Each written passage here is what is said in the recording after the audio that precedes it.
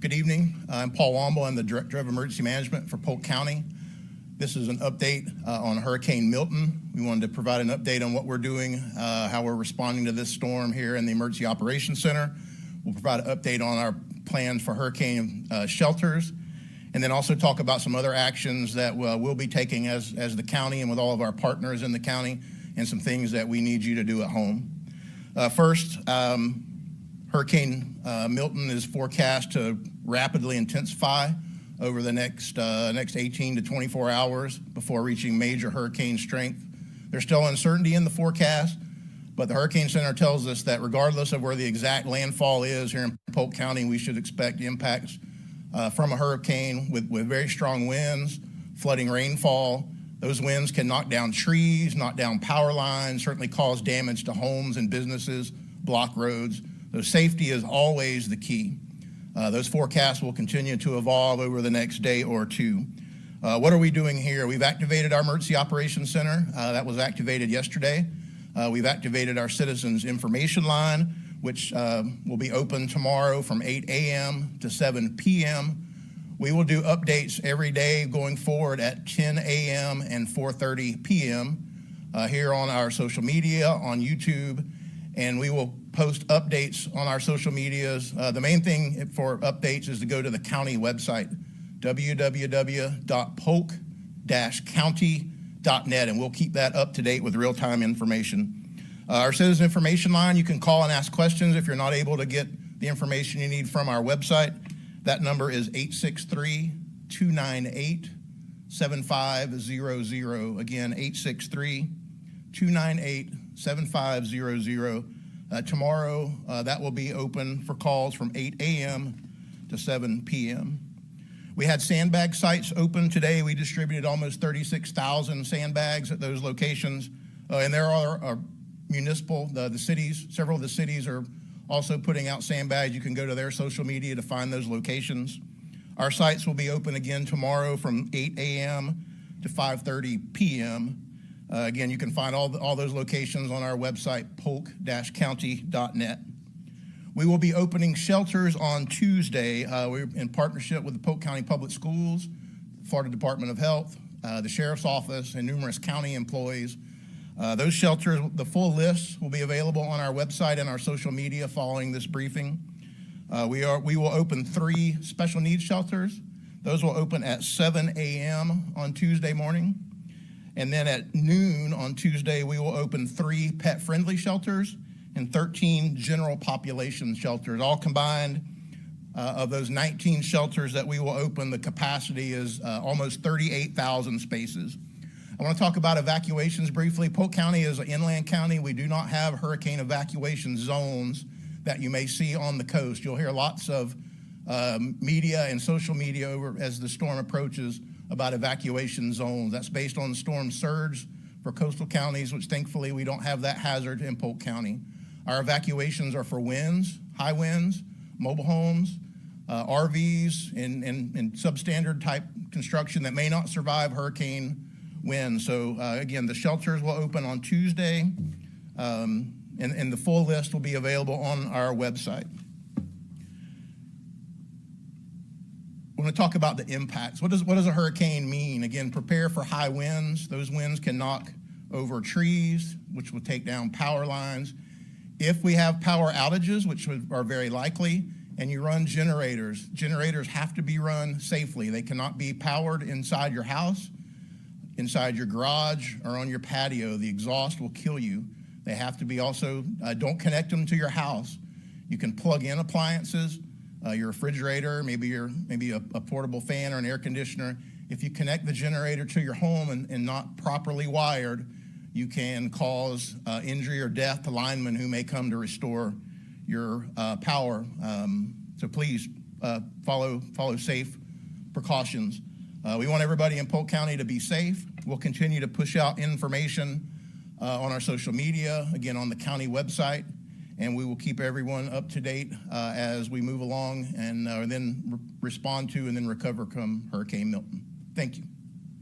Paul, this is obviously a time of preparation. Do you have any tips for residents as to what to do to prepare for this storm? Yeah, we've really got about 2 days to prepare.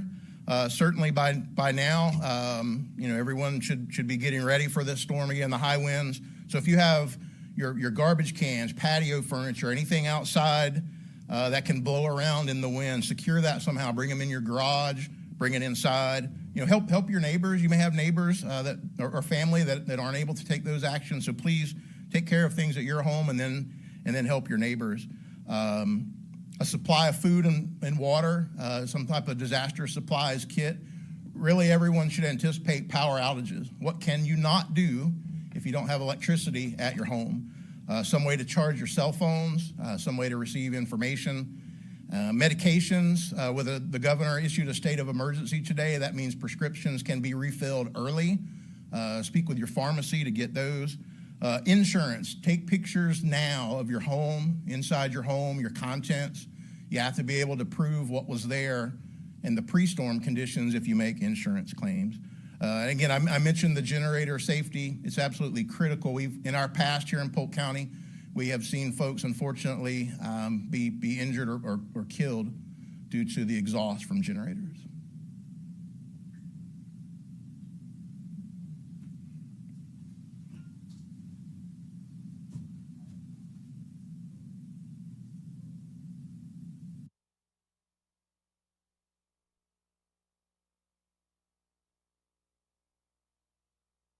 That's the coordination point for everything. So you can go look at whatever you want to look at, but there's no guarantee it's correct. If it comes from his office, you know it's right. I think what you're saying, Commissioner Braswell, is that's a direct source. Yeah. All the key players are in that room, and that's where the information is coming from. So it's not somebody regurgitating information. Yeah, and part of the reason I wanted to do this was what I talked about earlier. When Irma came through, it was so frustrating. We had ice over here, and nobody knew it. They went over there. We had tarps here. They went...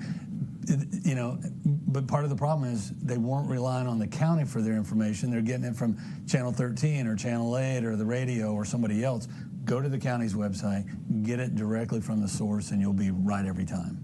So residents need to know our website. They should probably be familiar with our social media, which will put a link up to those things, Yep. and with Alert Polk as well. Yeah, there's, again, the website is the one repository where you can find all the other tools, especially the social media. Press releases, we put the website in disaster mode, and the communications team keeps that up to date, throughout the event. I know a term that I've heard quite a few times is damage assessment. Can you talk to me about what that is and why it's important? Well, it's part of that initial assessment. At some point, we transition more to a detailed damage assessment, and a lot of what we have to do, unfortunately, is based on FEMA criteria for certain programs and policies. But we go out and look at homes, look at businesses. That determines the level of impacts. And the same thing with debris. That's one of the things. Trees will be down, and there's certain, unfortunately, federal bureaucracy that we have to follow. Otherwise, the county may not get reimbursed or get local governments, not just the county, but the cities. Which directly impacts our residents as taxpayers. Absolutely. Yeah, because if you got trees down all over the place, you can't get to the store. You're maybe just stuck in your neighborhood. So getting the trees, getting all those debris, getting that debris picked up, it takes some time. We have our culture today is you can get on your phone and order food or order whatever from whatever your online vendor, and some of that shows up in just a few hours. But in a post-storm recovery, we ask folks to be patient. Yeah. The assessment can take days. Mm-hmm. You can't go at this willy-nilly, we're going to do this, we're going to do that. No, it's got to be a well-coordinated. You've seen the trucks that wait up in some other part of the state to come descend on Polk County to start fixing the power lines. Well, that can't just happen. It has to be coordinated. It takes a lot of work, a lot of effort. And so people need to be aware of where the source of information is, how to get it. The other thing I want to talk about before we get done here is what kills people in hurricanes. Trees falling kills people. Was it Irma where the generator killed like a family? They didn't know the proper way to use the generator. These are things that you need to think about beforehand, not just the communication, but, how are you going to survive afterwards?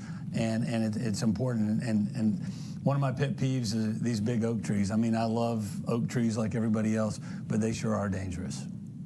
Yeah, we don't have the storm surge like the coastal counties have, but freshwater flooding, and indirect causes, heart attacks, people cleaning up and they fall off a ladder, or they run across those down power lines that have not been de-energized yet, especially immediately after the storm. If there's debris and whatnot down, assume there's power lines in them and just stay away. We've had all those, vehicle accidents. I know after Hurricane Charlie, there was a road that was washed out, and that resulted in a fatality from a crash. So you just have to be careful. Don't get in any hurry to go outside and look. Stay put until it's safe. I know that it's a significant portion of hurricane-related deaths that occur after the hurricane has passed. Absolutely. Yeah. People that you got to clean up. You want to clean up, and you may have a medical emergency. And Commissioner Braswell mentioned the generators. You can't run those inside. That exhaust, the exhaust will kill you. They got to be outside. They got to be away from the house, and don't hook it up to the house directly, because that lineman that you're depending on to come restore your power, if you energize your house and he grabs that hot line thinking it's been de-energized. Yeah, it runs backwards, just like it runs forward. So now you're going to potentially hurt the folks that are coming to restore your power. So you got to know how all that works. And you're mentioning these things because they do happen year after year. Yeah, They have happened. And they will right here happen in Polk again. County. Yeah. We don't want them to happen again. Well, gentlemen, I appreciate you joining me. You The bet. show flies by quickly. Anything you want to add before we shut it down? I think we're good. No? Okay, well, thank you again. Appreciate it. And just keep in mind, just because we're inland in Polk County does not mean we're safe during hurricane season. Make sure you have access to the county's website, and all the information you need will be right there. I'm your host, Jeff Foley, and we'll see you again soon for the Commissioner's Report.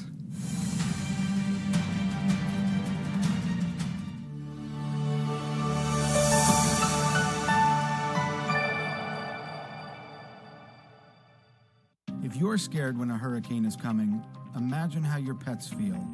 I'm Jeff Foley, Public Information Officer for Polk County, and I want to help keep your pets safe. Here's something you can do now. Learn ahead of time where you can take your pets if you need to evacuate. Not every shelter is pet-friendly, and up-to-date vaccines are required. Prepare today and be safe tomorrow.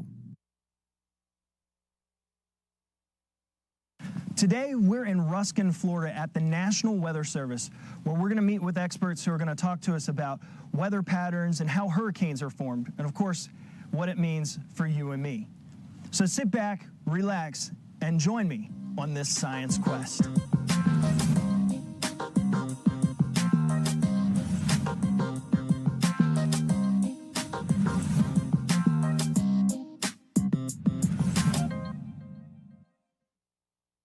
Hi, Dan. How's it going? It's going good. Welcome. Thank you. I'm here with Dan Noah, the Warning Coordination Meteorologist for the National Weather Service. Now, Dan, what does that actually mean? What do you do here? Well, I'm one of the few people in our office that actually